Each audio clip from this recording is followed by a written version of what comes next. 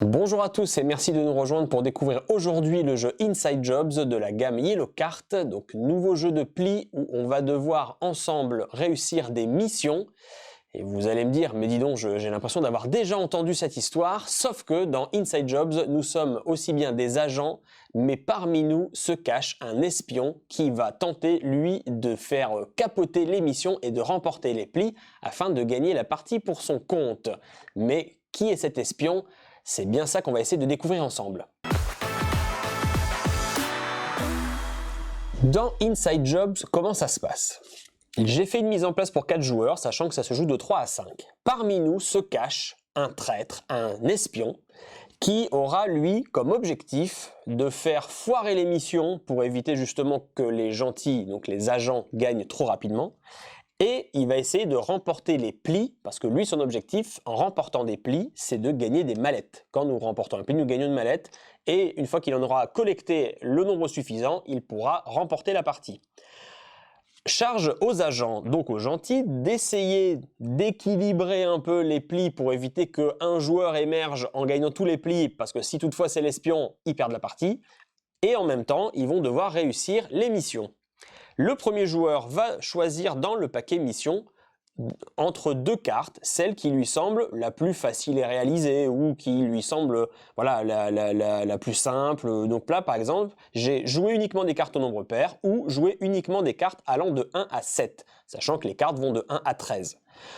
On va choisir, par exemple, je regarde en fonction de mon jeu, si j'ai beaucoup de petites cartes, à la rigueur, je vais peut-être prendre celle où il faut jouer uniquement des cartes allant de 1 à 7. Partant de cet exemple où, du coup, l'objectif de la mission pour les agents va être de jouer uniquement des cartes de valeur de 1 à 7, donc des petites cartes. Je suis le premier joueur, je peux lancer le tour en vert avec un 3.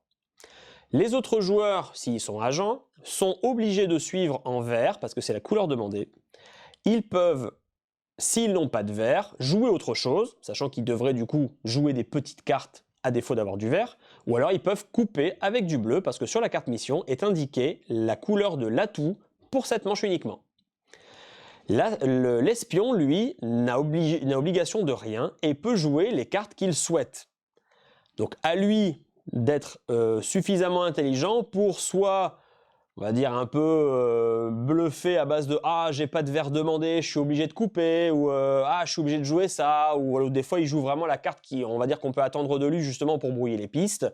Et c'est là que va émerger tout le plaisir et le sel du jeu dans Inside Job, c'est que quand, dans un jeu purement coopératif, il y a toujours un moment où un joueur joue une carte un peu bizarre ou qu'on n'attendait pas et vient le moment du « Ah, mais pourquoi t'as joué ça? Il fallait revenir dans telle couleur, moi comme ça me permettait de couper. » Il y a toujours un petit débrief au moment où quelqu'un a foiré un peu la mission.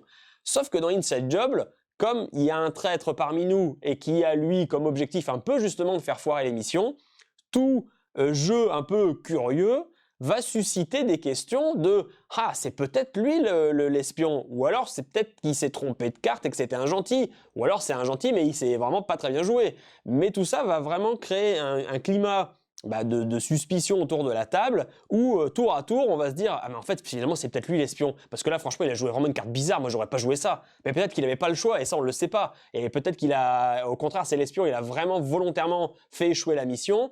Mais du coup, on lui en veut et on a envie de dire que c'est lui l'espion, alors qu'en fait, il avait peut-être juste pas le choix. Et tout ça fait que jusqu'à la fin de la partie, on peut pas savoir. Sachant que, comme je disais, pour que les gentils gagnent, il faut valider un certain nombre de missions en fonction du nombre de joueurs. Et pour que le méchant gagne, il faut qu'il gagne un certain nombre de plis équivalent à des mallettes.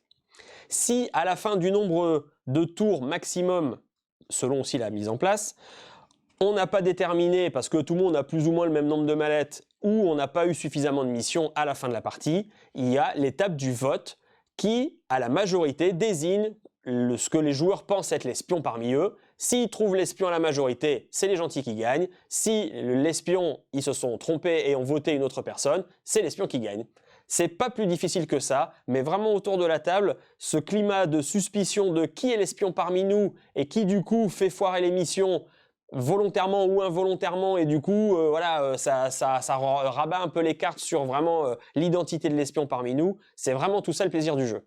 Merci de m'avoir accompagné dans la découverte de Inside Jobs, un jeu de la gamme Yellow Card, et je vous donne rendez-vous très rapidement pour une prochaine vidéo. À bientôt.